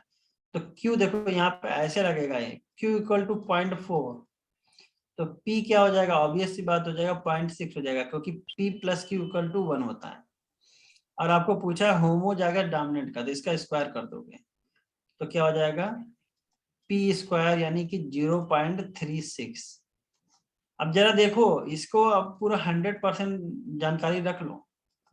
0.36, तो 1 में क्या है? 0.36 है, अब परसेंटेज पूछा ना, यानी 100 में पूछेगा, तो 100 में कितना होगा? 0.36 मल्टीप्लाई बाई 100 अपॉन 1, तो कितना हो जाएगा? 36%। ये 36 यहाँ से आया है, ठीक है ना, क्योंकि यहाँ पे जो पॉइंट चल रहा था, पॉइंट मतलब क्या रहा? 1 पे चल रहा है, ठीक है। तो ऐसे निकालना। कभी कभी हो सकता है यहाँ पे, जैसे देखो 1000 100 की पॉपुलेशन हो या 1000 की पॉपुलेशन हो, तो वहां पे फ्रीक्वेंसी निकालना आसान हो जाता है, क्योंकि ये 1 का मल्टीपल फॉर्म है। तो आपको पॉइंटें बढ़ाना होता हो तो अपने आप आंसर देख के आप लोग निकाल लेते हो। लेकिन अगर कभी 2000 6000 4000 हो जाएगा तब थोड़ा ध्यान दे देना, ठीक है। If the allelic frequency for PTC tester is 0.2, then what will be the number of non-tester individual in a population of 1000? तो पीटीसी टेस्टर जो होते हैं वो डोमिनेंट होते हैं, इतना याद कर। डोमिनेंट होते हैं। अब निकाल के दिखाओ। इतना हमने बता दिया, डोमिनेंट होते हैं।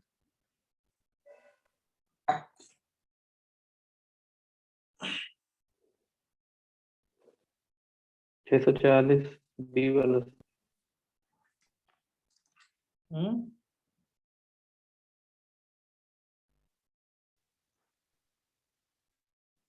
क्या हो गया? Option, first option. बी वाला 640। सर बी वाला 640। 640 हो जाएगा। चलो देखते हैं। तो भाई अगर ये डोमिनेंट मतलब P मान लो, तो P हो गया 0.2, एलील है ना, तो एलील सिंगल होता है, तो Yes. Q हो जाएगा 0.8, और हमें बताना क्या था? Q स्क्वायर यानी QQ, तो 0.64 हो जाएगा। तो वही हो गया, एक में हो गया 0.64। हम तो कहेंगे हमेशा तुम लोग जैसे हम कर रहे हैं ऐसे ही करना। तो 1000 में कितना हो जाएगा? एक में हो गया 0.64, तो 1000 में हो गया तुम्हारा 0.64 मल्टीप्लाई बाई 1000, 640।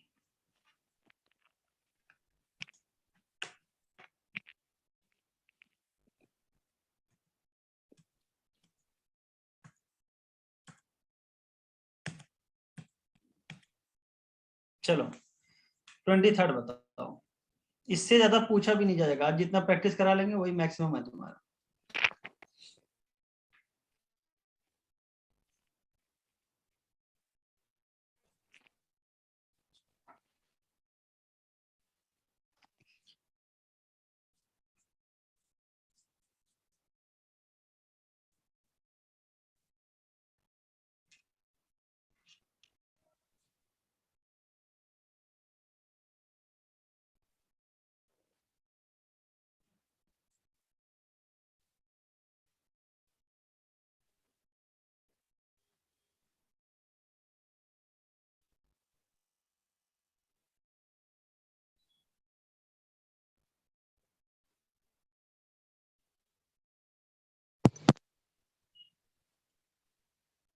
सी वाला सर। तो देखो क्या है, हेट्रोजाइगस में देख लेना बेटा, ये मत सोच लेना खाली स्मॉल पी और क्यू कर दो, ये कभी नहीं कर सकते आप। स्मॉल तो पी और क्यू नहीं कर 2PQ। सकते आप, पूरा 2PQ लोगे, याद रखना। Yes sir. ठीक है, तो 2 और पी मान लो 0.19 है और क्यू मान लो आपका 0.81 है, तो 8 दूनी 16 दूनी 32, यानी यह क्या जाएगा 31%। तुम लोग बहुत टाइम लगाए हुए करने में, तो कैलकुलेशन थोड़ा तेज करना सीखो। जरूरी नहीं कि आप बैठ के अब 0.81 को मल्टीप्लाई करने लगे 0.19 से, तो बेवकूफ़ी है आपकी। फिर you are destroying your time. आपको जब ऑप्शन मिला है तो इसको राउंड फिगर कर लो, 8 कर लो, इसको 2 कर लो, 8 दूनी 16 दूनी 32, लगभग लगभग कितना आ जाएगा 31। जब बहुत क्लोज डेटा है तो पूरा मल्टीप्लाई करना होगा। यस। हाँ कि Yes. सर बताएं।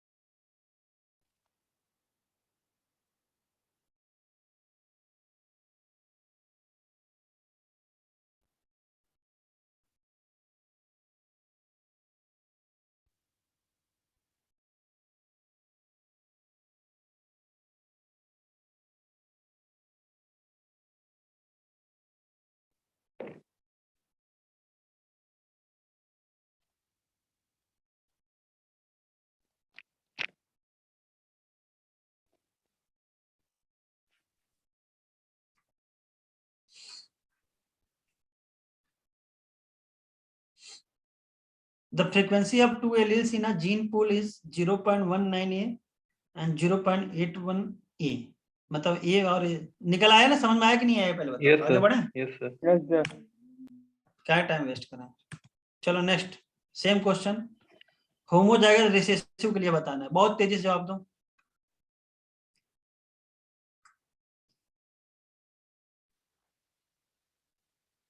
ए वाला सर। हाँ तो 6864 मतलब कि आपका यस बाई सर। 8.1 है तो ज्यादा ही जाएगा। चलो इसको बताओ फटाक से 25। इससे ज्यादा क्वेश्चन तुम्हारा हार्डी बीनबर्ग से नहीं पूछा जाएगा जितना तुम्हें अभी करा दे रहे हैं, मतलब तुम इसके वो बन गए हो, लोहा लोहा सिंह।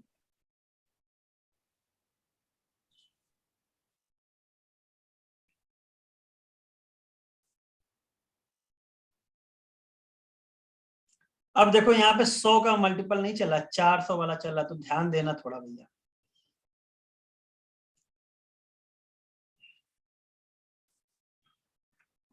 बहुत ही अच्छा क्वेश्चन है, थोड़ा दिमाग लगाओ कर लो। यही कहते हैं थोड़ी सी मैथ की एबिलिटी आपकी बढ़ानी। So fourth option. Fourth, sir A वाला 48। चलो हम देख लेते हैं, अभी हमको आंसर तो हमको भी नहीं पता है, हम सॉल्व करेंगे तभी बता पाएंगे। इसको पहले मिटाते हैं।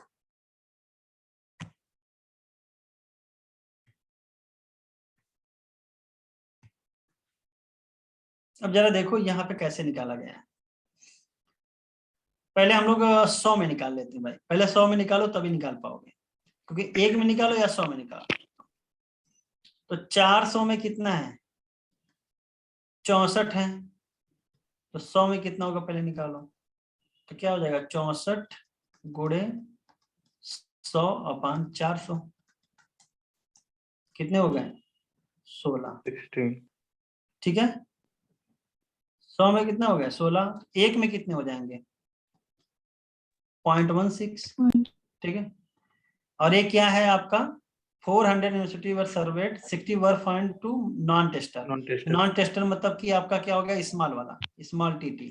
जाएगा। ठीक है, तो अगर स्मॉल टीटी तुम्हारा क्या हो गया 0.16, तो टी क्या हो जाएगा 0.4, तो कैपिटल टी क्या हो जाएगा 0.6, तो 6, 24, 48, 48%। Yes sir. समझ में आया कि नहीं आया सबको? तो भैया ये 400 इंडिविजुअल था बेटा, तो पहले हमें 100 में प्राप्त कर लो, या देखो 100 में कर लो, 1000 में कर लो, 1 में कर लो, आपको आंसर समझ में आ जाता है, क्योंकि यहाँ पे आपका उसी के अकॉर्डिंग दिया रहता है। मान लो 48 दिया होगा, या 4.48 दिया होगा, या तो 480 दिया होगा, वो पकड़ लोगे आप। लेकिन ये जो 400 था ना, तो 64 400 में थे, और आपका हार्डी विनबर्ग 1 में चलता है, यस सर। अब परसेंटेज 100 में चलता है, तो ध्यान रखना कि ऐसा क्वेश्चन भी आ सकता है। और यही वाले क्वेश्चन आपके गड़बड़ाते हैं, बाकी कुछ नहीं गड़बड़ाते। ये आपका मैक्सिमम लिमिट था। सर हाँ क्वेश्चन अच्छा था। ठीक है, मतलब ये आपकी मैक्सिमम लिमिट थी। मैं नहीं कह रहा हूँ आएगा, और मैं नहीं कह रहा हूँ कि नहीं आएगा, होने कुछ भी हो सकता है। ठीक है,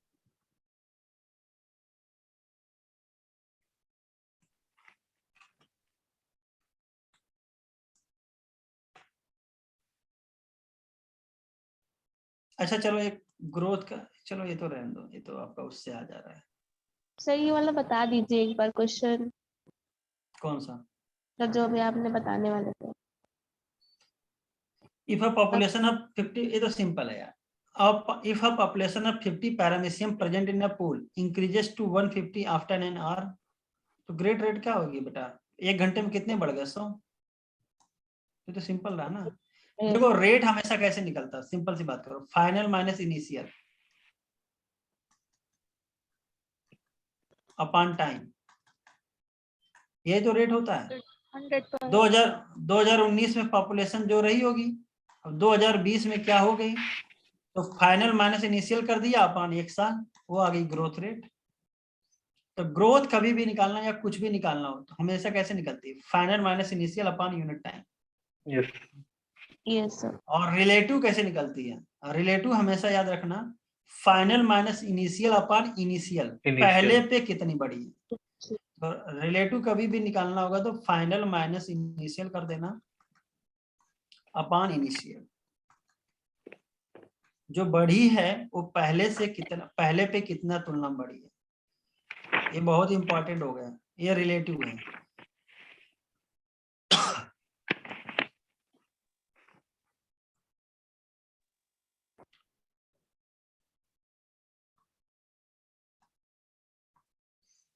अब आता है हार्डी बार।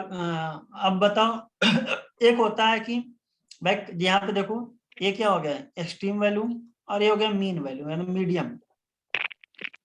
तो कभी कभी आपका मीन वैल्यू यानी जो मीडियम चीजें होती हैं वो उसको फेवर कर दी जाती है, तो ये वाले ज्यादा हो जाएंगी ग्रोथ, इनकी कम हो जाएगी। तो कैसा पीक हो जाएगा, ये ऊपर की तरफ शिफ्ट हो जाएगा। तो अगर इसको ऊपर की तरफ ऐसे पकड़ के उठाओगे तो जाहिर बात है यहाँ से एक खसक जाएगा, इधर देखो पतला हो जाएगा, और ये पीक क्या हो जाएगा नैरोवर, मतलब नैरोवर मतलब होता है ऐसे वाला पॉइंटेड, और पीक ऊंचाई में चला जाएगा। तो नैरोवर एंड हायर, ये दोनों वर्ड याद होना चाहिए। जब मीन कैरेक्टर वैल्यू क्या हो, फेवर्ड हो, तो इसको बोलते हैं stabilising, stable population, stabilising growth. Selection कैसी है, स्टेबलाइजिंग। स्टेबलाइजिंग सिलेक्शन जैसे खास करके ह्यूमन का जो बच्चे होते हैं, तो एक हाँ एक वेट कम हुआ, एक ज्यादा वेट है, और एक मीडियम साइज वेट। तो मीडियम वेट चाइल्ड ज्यादा सर्वाइव्ड है compare to heavy weight and light weight. ठीक है, तो मीन वैल्यू क्या होती है आपकी, सेलेक्ट की जाती है। डायरेक्शनल वाला आपका इंडस्ट्रियल मिलेनिज्म हो गया। एक तरफ हो सकता है, मान लो इसको ये ब्लैक रख लो और इधर व्हाइट रख लो, तो एक बार व्हाइट की तरफ, फिर एक बार ब्लैक की तरफ, एक बार व्हाइट की तरफ, एक बार ब्लैक की तरफ, इसको बोलते हैं डायरेक्शनल। एक डायरेक्शनल में फिक्स हो। और अगर मीन कैरेक्टर को ना चूज किया जाए, ठीक है, और आपका ये जो एक्सट्रीम वैल्यू है उसको चूज किया जाए, तो यहाँ पे बढ़ेगा और यहाँ पे बढ़ेगा, यहाँ पे घट जाएगा। तो देखो यहाँ पे बढ़ा, यहाँ घट गया, यहाँ पे बढ़ा, तो यहाँ पे एक पीक मिलेंगे 2, और इसको बोलते हैं डिसरप्टिव। क्या बोलते हैं? डिसरप्टिव। डिसरप्टिव क्या होता है? जब मीन वैल्यू को ना चूज किया जाए और जो आपके पीक्स दो मिले, तो डिसरप्टिव। जरा लैंग्वेज पढ़ देते हैं, तुम्हारे लिए जरूरी है। किधर गया? नेक्स्ट पेज में है तो। हाँ, यहाँ पे मोर इंडिविजुअल्स, ये वाला लाइन देखो, more individuals acquire peripheral character value at both ends of the distribution curve. और डायरेक्शनल में क्या है? More individual acquire value other than mean character. Mean character से छोड़ के पेरिफेरल में उनमें से एक को एक्वायर करेगा तो डायरेक्शनल हो जाएगा। दोनों को एक्वायर करेगा तो आपका डिसरप्टिव हो जाएगा। अब कभी कभी एग्जांपल पूछते हो तो खास करके स्टेबलाइजिंग का आपका एग्जांपल याद होना चाहिए, बाकी इंडस्ट्रियल मेलानिज्म हो जाता है आपका डायरेक्शनल का। डिसरप्टिव के एग्जांपल बड़े हार्ड टाइप के है तो मत याद करो। हार्ड मतलब कि पूछा भी नहीं गया ना पूछा जाएगा।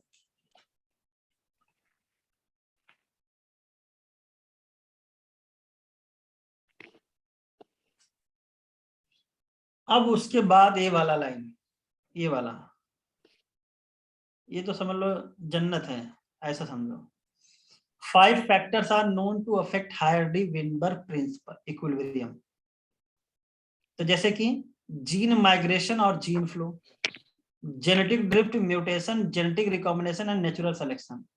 अगर ये 5 चीजें पॉपुलेशन में हो रही हैं तो जाहिर सी बात है वहां पे आपका हार्डी-विनबर्ग प्रिंसिपल अफेक्ट हो जाएगा, यानी ऑपरेट नहीं होगा। तो जरा बताइए, किसी पॉपुलेशन में हार्डी-विनबर्ग प्रिंसिपल अगर ऑपरेट होना होगा तो ये सारी चीजें नहीं होनी चाहिए। ठीक है, यानी नो जीन माइग्रेशन या no gene flow, no genetic drift, no mutation, no recombination, no natural selection. ठीक है, अगर ये सब चीजें आपकी हो रही हैं। अच्छा, एक क्वेश्चन और पूछा जाता है, मेटिंग कैसा होना चाहिए, रैंडम की नॉन रैंडम? रैंडम रैंडम होना चाहिए, रैंडम होना चाहिए। अगर नॉन रैंडम हो जाए, मान लो कैपिटल ए और कैपिटल ए वाला आपस में करेगा तो ए वाली एलील बढ़ जाएगा।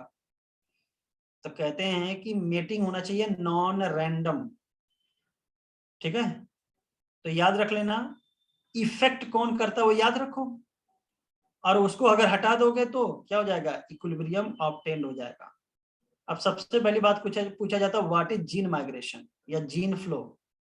तो सिंपल सी बात किया गया कि when migration of a section of population to another place and population occur, gene frequency change in the original as well as in the new population। जैसे सपोज दैट यहाँ पे कैपिटल ए वाले भी हैं, कैपिटल ए स्मॉल वाले भी हैं, small ए वाले हैं। अब बाय चांस हो सकता है कि ये जो स्मॉल ए वाली पॉपुलेशन यहाँ से चली गई और जाके दूसरी जगह रहने वाली लगी, ये धीरे धीरे यहाँ पे नई स्पीसीज बना लेगी। तो यहाँ पे भी फ्रीक्वेंसी का चेंज हुआ और जिस पॉपुलेशन में गए यहाँ पे भी नई फ्रीक्वेंसी बनी। इसको बोलते हैं जीन फ्लो या जीन माइग्रेशन। ठीक है,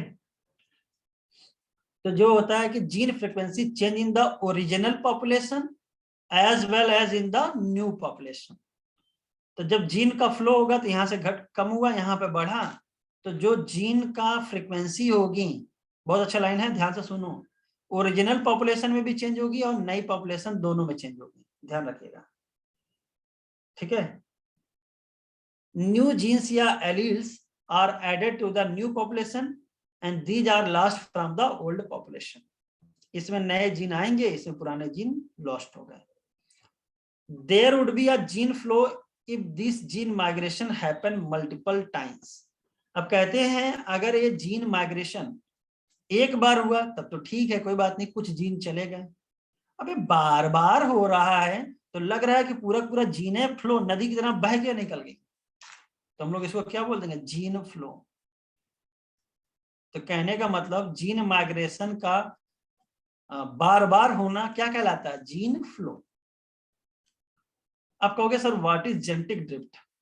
तो जब आप जीन माइग्रेशन या जीन फ्लो देख रहे हो, ठीक उसी प्रकार जेनेटिक ड्रिफ्ट भी होता है, लेकिन ये अकर बाय चांस होगा। ये बड़ा इंपॉर्टेंट है। there would be a gene flow if this gene migration happens multiple times, और ये वर्ड देखो, if the same change occur by chance, ये लाइन तो बड़ी इंपॉर्टेंट है, occurs by chance, ये जो 3 occur by chance वर्ड है, ये जो सेंटेंस है, यही आपको विभेद करता है जीन फ्लो और जेनेटिक ड्रिफ्ट में. It is called genetic drift. Suppose that इस प्लेस में बाढ़ आ गई, और बाढ़ आने के कारण या बीमारी आ गई या कोई ऐसा चीज हो गया जिसके कारण ये स्मॉल ए वाली एलील गायब हो गई, खत्म हो गई, मर गए या बह गए या कुछ हो गया. तो जरा बताओ इसको क्या बोलोगे, जीन फ्लो बोलोगे कि जेनेटिक ड्रिफ्ट बोलोगे? Genetic drift. जेनेटिक ड्रिफ्ट होगा sir. Genetic drift. Sometimes the change in allele frequency is so different in the new sample of population that they become a different species. और कभी-कभी allylic frequency जो नई population में एकदम अलग प्रकार की जाती है, जो धीरे-धीरे नई स्पीशीज बना लेती है. तो यहाँ पे कुछ लोग आए और धीरे-धीरे नई स्पीशीज बना लिए. तो जरा बताओ इसको तुम क्या कहोगे? Founder effect.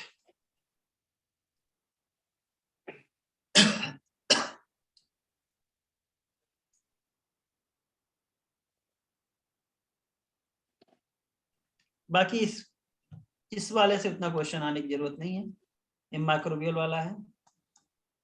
बाकी ये लास्ट वाली पैरा हमने पढ़ी दी आपका. सर एक बॉटल नेक इफेक्ट होता है, वो इम्पोर्टेंट है? बॉटल नेक इफेक्ट कुछ नहीं रहा. बॉटल नेक इफेक्ट मतलब समझ लो कि आपका पॉपुलेशन पहले ज्यादा थी, फिर किसी कारण से कुछ समय के लिए कम हुई, फिर दोबारा अपनी साइज को गेन कर ली. ओके. रैंडम मीटिंग जो है वो इवोल्यूशन कराएगा कि नहीं कराएगा? अरे भाई रैंडम मीटिंग क्यों नहीं कराएगा? रैंडम मीटिंग में क्यों नहीं, नॉन रैंडम मीटिंग कराएगा. रैंडम मीटिंग से तो आपका जो फ्रीक्वेंसी क्या रहेगी, कांस्टेंट रहेगी. अब मान लो इसी में नॉन रैंडम मीटिंग होने लगे, मान लो कैपिटल ए स्मॉल ए आपस में खाली मिल रहे हैं, बाकी नहीं मिल रहे, धीरे धीरे ये अलग ग्रुप बना लिए. जैसे मान लो 3 समुदाय के लोग एक साथ रह रहे थे, और उनमें से एक प्रकार का समुदाय आपस में बातचीत करके अपनी जनसंख्या बढ़ा रहा है, दूसरे से नहीं मिल रहा है, तो क्या हो जाएगा? एक नई जनरेशन बन जाएगी. तो नॉन रैंडम मीटिंग ध्यान रखना. नॉन रैंडम मतलब कि सिलेक्टेड फॉर्म में. सर इक्विलिब्रियम मेंटेन करने के लिए रैंडम मीटिंग मतलब होगी, सही ना? हाँ. रैंडम मतलब सब में होना चाहिए, तभी तो आपका फ्रीक्वेंसी चेंज नहीं होगी. ठीक.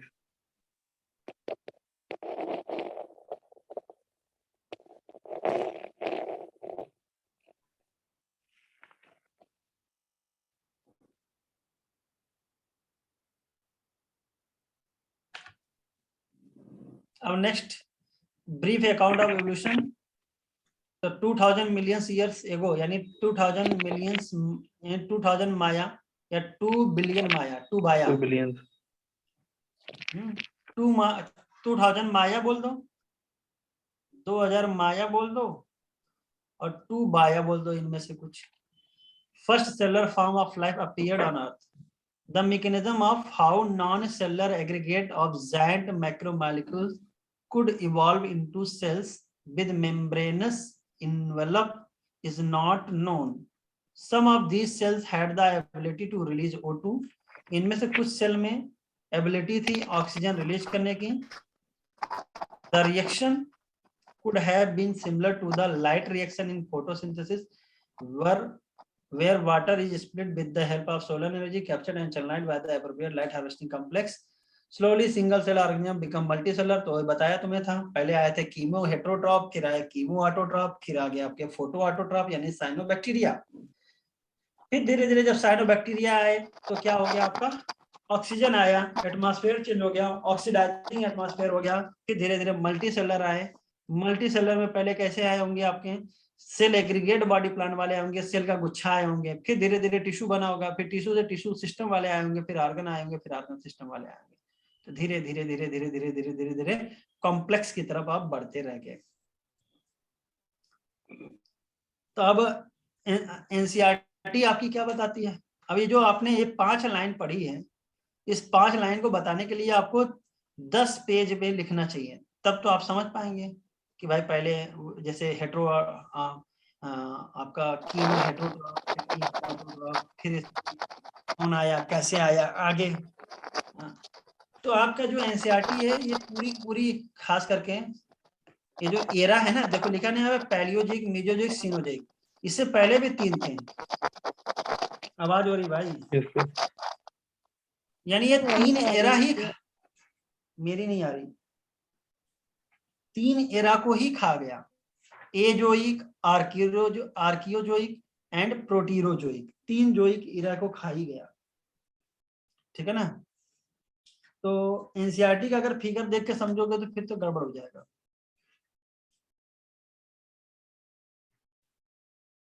तो कहते हैं यहाँ पे जो था ना, पैलियोजोइक पहले था, प्रोटीरोजोइक, इसके पहले क्या था, आर्कियोजोइक, और इसके बाद एजोइक एरा था। मतलब एजोइक एरा में कोई भी लाइफ नहीं थी, लेकिन हमें तो समझना इसी में है। तो जरा देख लो, पहले हम लोग ये समझ लेते हैं 3 जो एरा दिया गया है। तो सबसे बड़ा कौन टाइम पीरियड होता है? एरास। एरास का सब डिवीजन क्या होते हैं? पीरियड।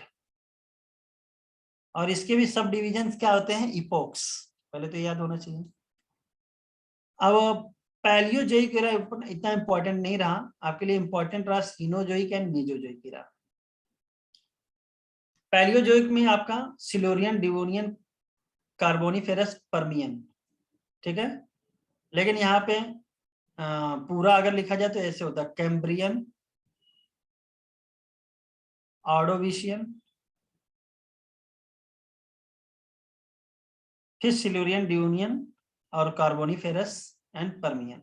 ये आपके इतने आते हैं पैलियोजोइक एरा में। ठीक है, और इससे पहले की चीजों को बोल दिया जाता है, कैम्ब्रियन से ही मेन लाइफ स्टार्ट होती है, तो इससे पहले का आपको बोल दिया जाता है प्री कैम्ब्रियन एरा,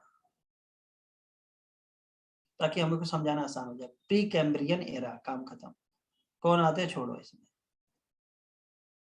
और पैलियोजोइक एरा में आपका कैम्ब्रियन पीरियड होता है, फिर Ordovician, Silurian, Devonian, Carboniferous and Permian. ठीक है, मीजोजोइक एरा में आपका आते हैं ट्राइजियक, जुरासिक एंड क्रिटेशियस। ठीक है, ट्राइजियक, जुरासिक एंड क्रिटेशियस। अब आपको मीजोजोइक एरा तो याद ही होना चाहिए, महान एरा बोल सकते हो, क्योंकि महान इसमें आए थे डायनासोर। और जुरासिक मूवी से आपको याद होना चाहिए कि यहाँ से जुरासिक पार्क या जुरासिक मूवी जो मूवी बनी थी, यानी इसी में आपके डायनासोर आए थे। हाँ भाई, लर्न तो नहीं होता है, क्या कर सकते हैं। बता दीजिए आप, थोड़ा, याद। अरे ट्रिक क्या बताए इसमें बेटा। तो मतलब ये पीरियड्स और ये एरा याद नहीं होते, कंफ्यूजन हो जाता है, ऊपर नीचे हो जाता है। और फिर हाँ, एग्जाम इसका आप कोई ट्रिक बना लो, क्योंकि बहुत लंबे लंबे ट्रिक्स हैं, पहले के हैं वो सब आउटडेटेड हो चुके हैं। मुझे नहीं लगता है कि, हाँ कभी कभी इससे तो हो सकता है क्वेश्चन भी ना पाए, लेकिन आपको याद ही होना चाहिए, 1-2 बार करोगे याद है। जैसे पहले एरा याद कर लो, प्री कैम्ब्रियन हो गया, Palaeozoic, Mesozoic, Cenozoic, Palaeozoic, Mesozoic, Cenozoic, इसमें याद कर लो। फॉरेन मदर से पीएमसी। हाँ, पालन मदर से याद कर सकते हो, पीएमसी कर लो, तुम अब लो अपना बना लो, मेरा कुछ ऐसा सच है नहीं इसमें। Okay sir. सर ये अब सब जरा तो देखो याद भी हो सर, ये सब तो याद भी हो जाता है, लेकिन किस पीरियड में क्या क्या हुआ है वो नहीं वो याद अब रहता। गया जमाना, अब हमको नहीं लगता, पहले पूछा जाता था, अब नहीं। ओके सर, मैं एनसीईआरटी में था ना, तो इसलिए लग रहा था कि आ जाए सर। नहीं, एनसीईआरटी में तो है, लेकिन आपको बस थोड़ा बहुत देखो देखो, जैसे देख लो तुम लोग को क्लोरोफाइड एंसेस्टर, यानी इससे कौन सा ग्रुप आया होगा? एल्गी वाला, ब्रायोफाइट एल्गी वाला। ठीक है, क्लोरोफाइड एंसेस्टर, यहाँ से एल्गी बना होगा, और क्या बना होगा? ब्रायोफाइटा। ट्रैकियोफाइट एंसेस्टर, यानी यहाँ से आया होगा टेरोडोफाइटा, जिम्नोस्पर्म, ये सब आए होंगे। तो ट्रैकियोफाइट एंसेस्टर से एक ग्रुप निकला टेरोडोफाइटा के लिए, दूसरा निकला राइनिया टाइप प्लांट। देखो यहाँ से आ गया ना, लाइकोपोड्स, आर्बोरिसेंट एंड हर्बेसियस लाइकोप्स। लाइकोपोड्स कौन से होते हैं? लाइकोप्सिडा याद आ रहा है, यानी क्या हो जाएगा आपका? जिम्नो टेरोडोफाइटा। फिर इसके बाद देखो राइनिया टाइप प्लांट, इसके बाद आता है साइलॉप। तो लाइकोप्सिडा याद करो, टेरोडोफाइटा का पहला क्लास था, शुरू वाला, और साइलॉप्सिडा आपका टेरोडोफाइटा का बाद वाला था, साइलोटोम वाला ग्रुप। ठीक है। तो अब यहाँ से साइलोप्सिडा से आपका बना हॉर्सटेल यानी स्पिनोप्सिडा, ये सब बने। और साइलोफाइटॉन से ही आपका फर्न और जिंको बना है। कोनिफर, निटेल, साइकेड भी आए हैं।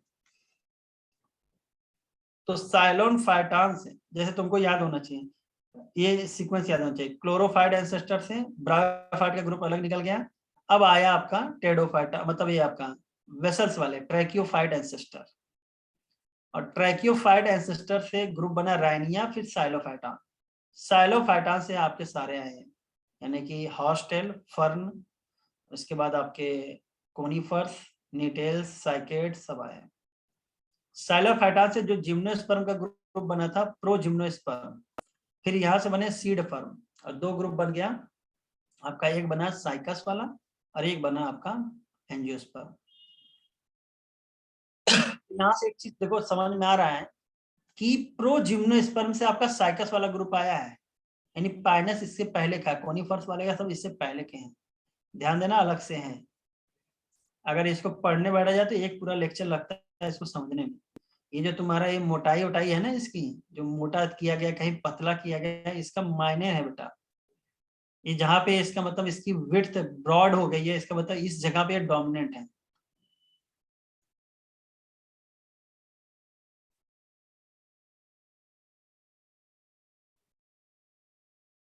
जैसे एंजियोस्पर्म आपका कब आया था? सीनोजोइक। हम लोग कब आए? सीनोजोइक एरा में। सीनोजोइक एरा में दो पीरियड होते हैं, टर्सरी और क्वाटरनरी पीरियड।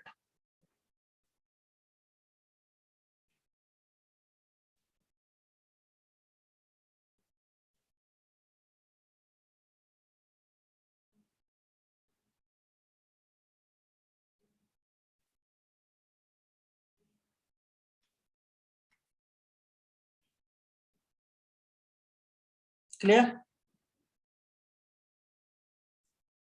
Yes, sir. बोलो भाई। अब भाई इसमें थोड़ा मेहनत तो आपको करनी पड़ेगी। इसमें हम आपको ट्रिक तो नहीं बता सकते, हाँ, लेकिन आपको एक दो बार चार्ट को देखना पड़ेगा। और जो प्रोजिम्नोस्पर्म सीड फर्न वाला है ना, वो एक बार देख लेना। हमको नहीं लगता है कि इतना ज्यादा तुम्हें डिटेल में जाके क्वेश्चन पूछेगा।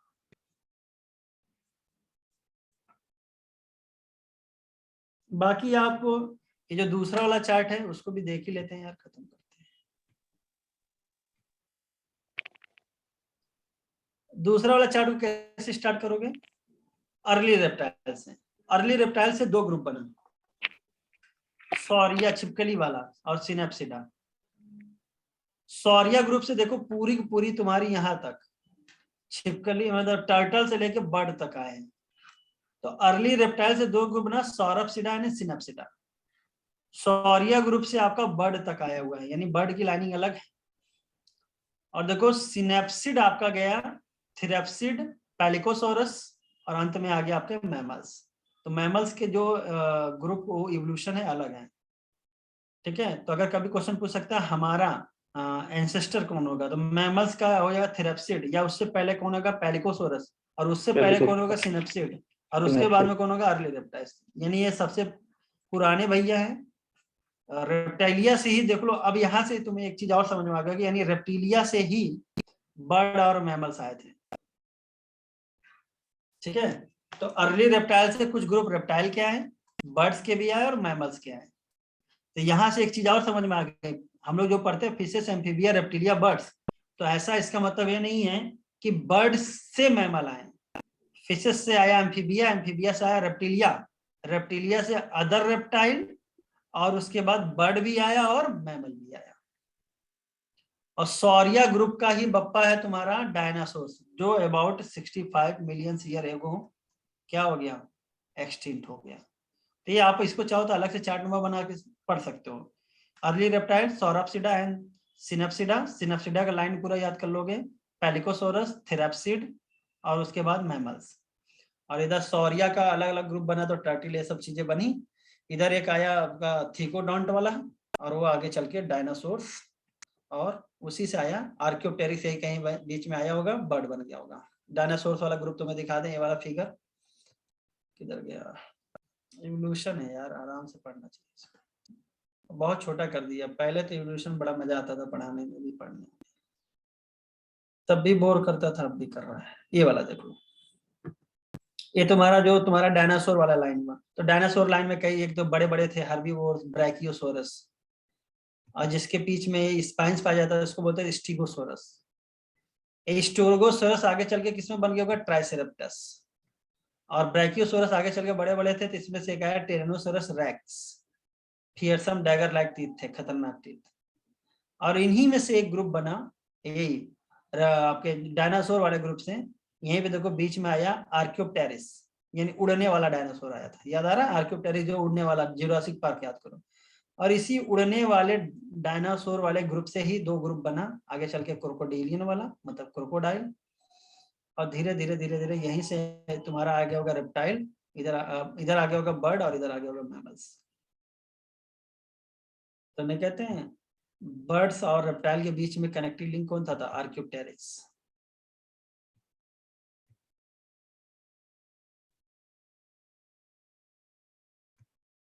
अब तुम कह रहे हो सर क्या बके जा रहे हैं।